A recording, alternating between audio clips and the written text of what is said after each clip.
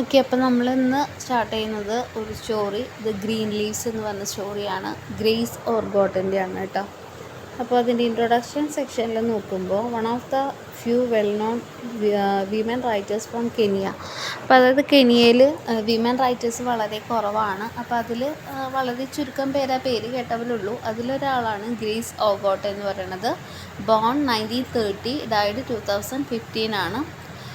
അവർ ജനിച്ചത് Christian Luo ഫാമിലിയിലാണ് and grew up listening to the folk tales of the area from her parents. അപ്പോൾ ഒരു Christian Leo ഫാമിലിയിൽ ജനിച്ചാലും അവർ വളരുന്നത് അവരുടെ പാരൻസിൽ നിന്നും ഒരുപാട് ഫോക്ക് ടെയിൽസ്, അതായത് ഗോത്രവർഗ്ഗക്കാരുടെ ഉള്ള ഫോക്കായിട്ടുള്ള ആളുകളുടെ കഥകൾ, പല പല ഫോക്ക് ടെയിൽസുകൾ കേട്ടിട്ടാണ് വളരുന്നത്, പാരൻസിൽ നിന്നും ഗ്രാൻഡ് മദറിൽ നിന്നൊക്കെ. Being the first published woman writer of east Africa, ഒരു പക്ഷേ ഈസ്റ്റ് ആഫ്രിക്കയിലെ ആദ്യത്തെ എഴുതുന്നതൊക്കെ പ്രസിദ്ധീകരിച്ച ഒരു സ്ത്രീയാണ് അവർ. ഹെർ വർക്ക്സ്, അവരുടെ വർക്കുകളായിട്ടുള്ള land without thunder 1968, the other woman 1976, the island of tears 1980 and the promised land 1966 ഒക്കെ വളരെ ഫേമസ് ആണ്.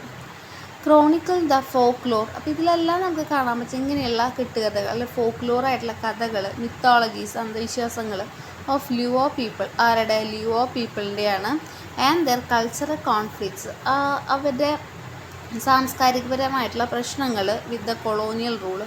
കാരണം ഇവർക്ക് ഈ ഒരു ഗോത്രവർഗ്ഗക്കാർക്ക് ഒരുപാട് വിശ്വാസങ്ങളും കാര്യങ്ങളും ഉണ്ടായിരുന്നു. അതേസമയം അവിടെ ബ്രിട്ടീഷ് റൂള്, കൊളോണിയൽ റൂള്, വൈറ്റ്സിൻ്റെ റൂളും ഉണ്ടായിരുന്നു. അപ്പോൾ ആ വിശ്വാസവും വൈറ്റിൻ്റെ റൂളും തമ്മിൽ വരുമ്പോൾ ഉണ്ടാകുന്ന പ്രശ്നങ്ങൾ, അതാണ് കൾച്ചറൽ കോൺഫ്ലിക്റ്റുകൾ.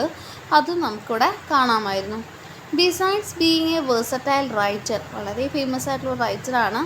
ഓഗോട്ട് ആരായിരുന്നു? പിന്നെ റേഡിയോ അനൗൺസർ, ക്യാബിനറ്റ് മിനിസ്റ്റർ, ഒരു ഡിപ്ലോമാറ്റ് ഒക്കെ ആയിരുന്നു. Taken from the land without thunder. So ഏത് കളക്ഷനിൽ നിന്നാണ് ദ ഗ്രീൻ ലീവ്സ് എടുത്തത്? Land without thunder. എന്താണ് land without thunder? The green leaves depicts, underline ചെയ്യുക. ഗ്രീൻ ലീവ്സ് എന്ന് പറഞ്ഞ സ്റ്റോറി നമുക്ക് വരച്ച് കാണിച്ചു തരുന്നത് ദ കോൺഫ്ലിക്റ്റ്, പ്രശ്നമാണ് ബിറ്റ്വീൻ ആരൊക്കെ തമ്മിൽ?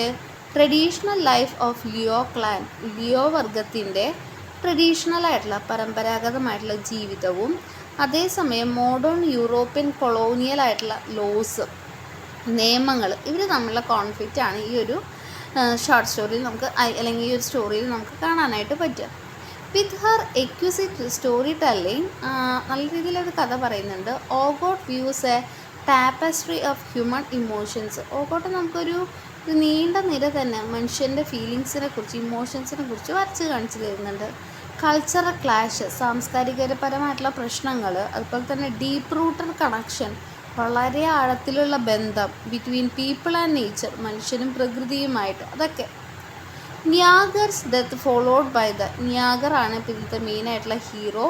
സോ ഈ ഒരു ഗ്രീൻ ലീവ്സ് എന്ന് പറഞ്ഞ സ്റ്റോറിയിലെ ഹീറോ ആരാണ്? നിയാഗറാണ്. പേര് ഓർക്കണം, നിയാഗർ. നിയാഗർ മരിക്കുന്നുണ്ട്. അത് പിന്നെ എന്തിന് കാരണമാകുന്നു? ആ മരണവുമായി ബന്ധപ്പെട്ട് ബ്രിട്ടീഷ് അതോറിറ്റീസ്, അതായത് ബ്രിട്ടീഷ് അധികാരികൾ അതിൽ ഇടപെടുന്നുണ്ട്. Underline the inconsiderate invasion in the ingenious life of Africa. അപ്പോൾ അതിൽ ആഫ്രിക്കക്കാരുടെ വളരെ വ്യത്യസ്തമായ സാംസ്കാരിക രീതികളിൽ അവരുടെ സംസ്കാരത്തെ, പാരമ്പര്യത്തെ മാനിക്കാതെ അല്ലെങ്കിൽ അതിന് പ്രാധാന്യം കൊടുക്കാതെ എങ്ങനെയാണ് ബ്രിട്ടീഷ് അധികാരികൾ അതിൽ ഇടപെടുന്നത് എന്ന് നമുക്ക് കാണാൻ പറ്റും.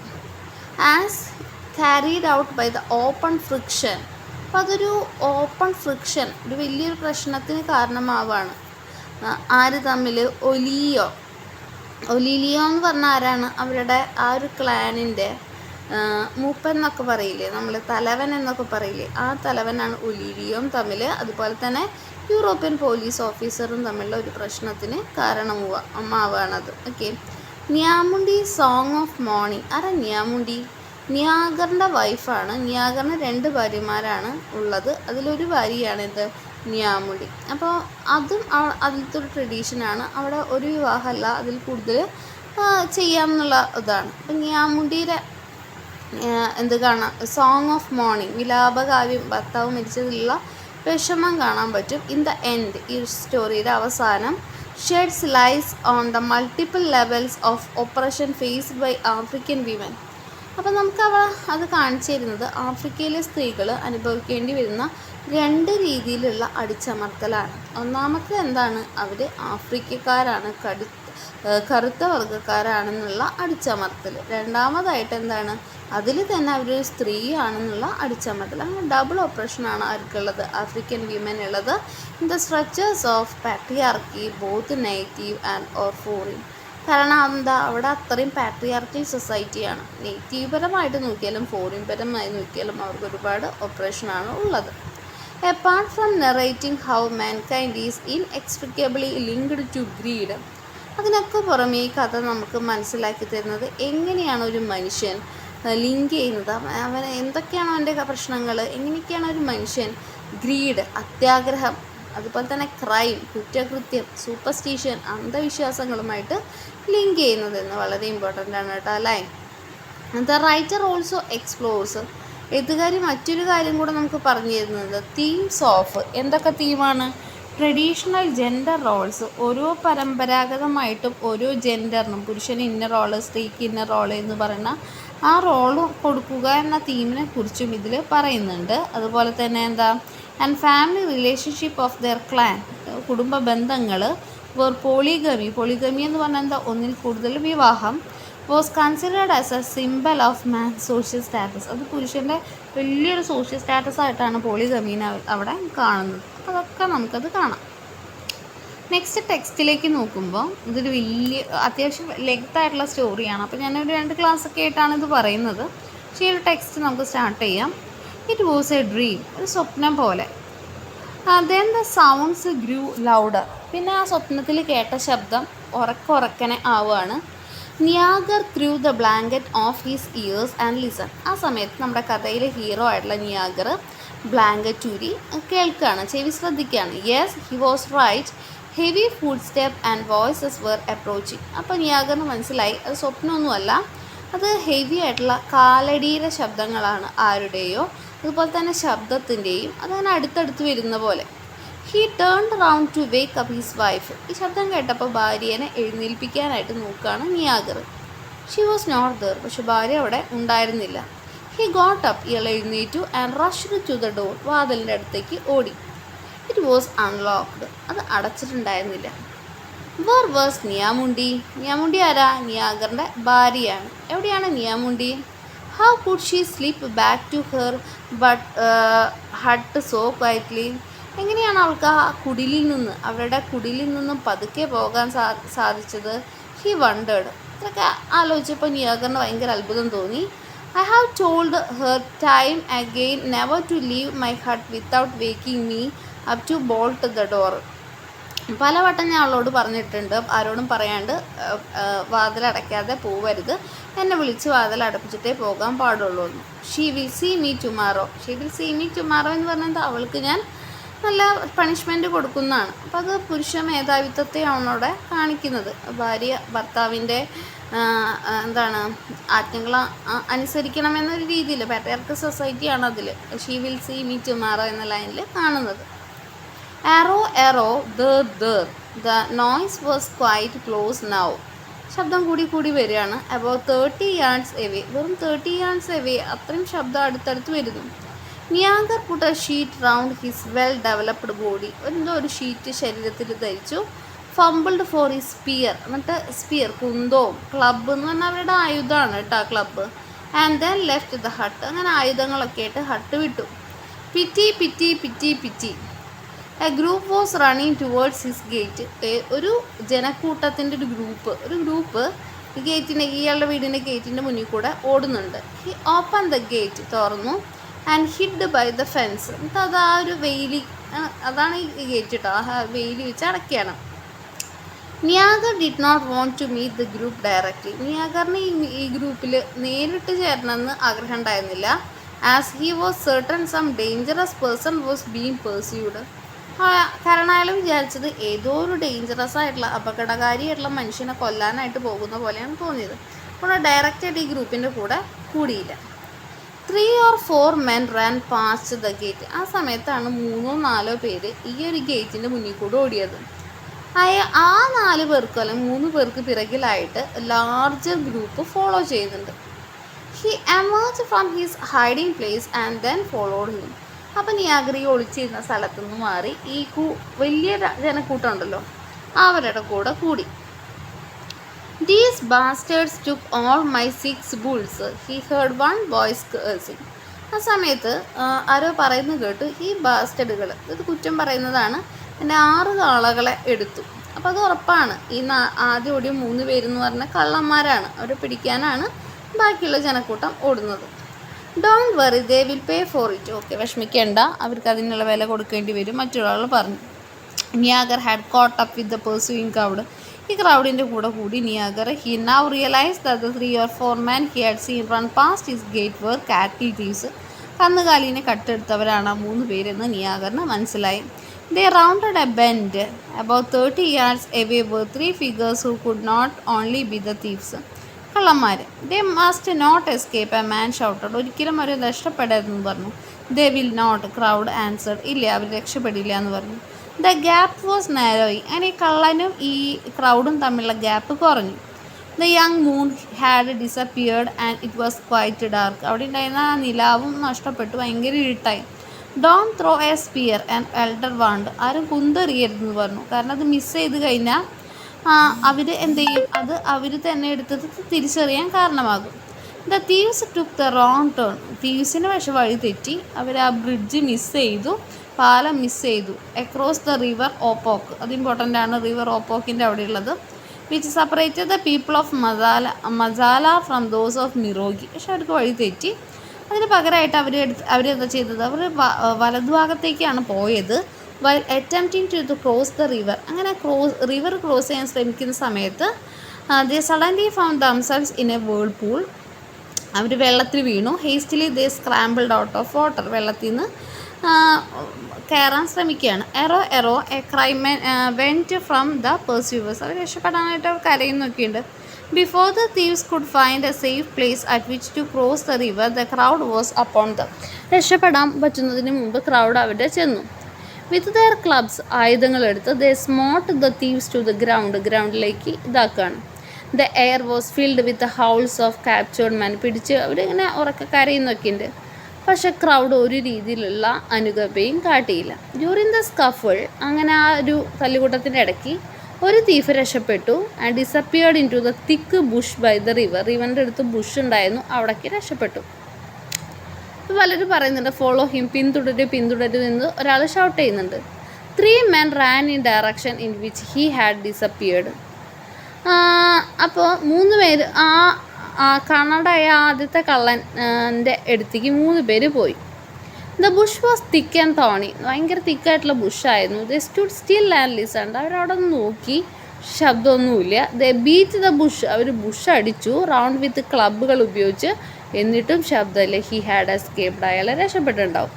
Another thief took off his knife. മറ്റൊരു കള്ളൻ കത്തിയെടുത്തു. അതെല്ലാവരുടെ ഒരാളുടെ ഷോൾഡറിൽ ബ്ലേഡ് വെച്ച് കുത്തി. Who fell back with the knife still sticking in him. ഇനി ആ ഒരു കൺഫ്യൂഷനിൽ ദ തീഫ് ഗോട്ട് അപ്പ്. മറ്റേ കള്ളൻ എവിടെ നിന്ന് പോയി, വേൾപൂളിൽ നിന്ന് എഴുന്നേറ്റ് അയാൾ പെട്ടെന്ന് നീന്തി കടന്ന് പോയി. അയാളും രക്ഷപ്പെട്ടു.